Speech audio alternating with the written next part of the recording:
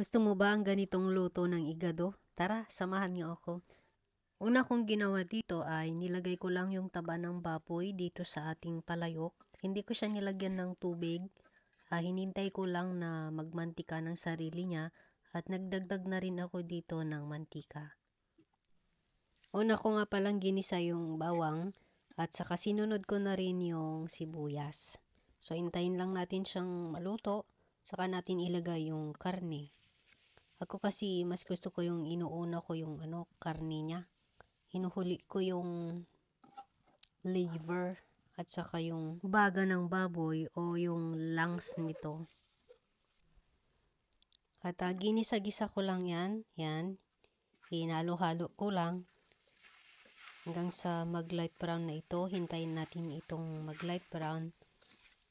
Mas maganda kasi kapag igisa natin ito para hindi siya mangamoy lansa. Diba? At saka maglalagay tayo dito ng soy sauce. Pampakulay na rin sa ating igado. Nilagyan ko rin ito ng kanela at saka yung durog na paminta. Pagkatapos niyan ay nilagyan ko na ito ng tubig. Yan yung mangluto sa ating igado. Lutuin natin ito ng 30 minutes at kapag kumulo na, naglagay ako dyan ng broth cubes at naglagay na rin ako dyan ng asin. Tinimplahan ko na rin. Kapag malapit na itong maluto, maglalagay tayo dito ng liver spread para pangpalapot sa ating igado. Yan, ihalo lang natin.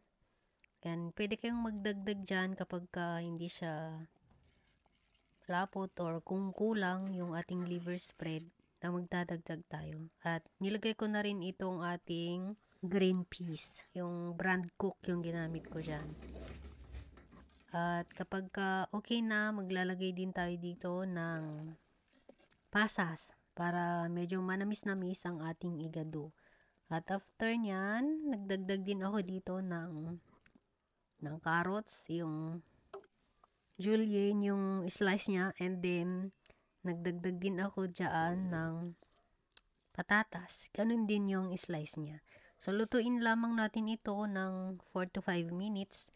At kapag malambot na, wag natin siyang i-overcook kasi hindi maganda tingnan. Ayan, so pwede na nating iserve ito. Samahan natin ito ng mainit na kanin. At ito na, ready to serve na ang ating very colorful na igado. Thank you!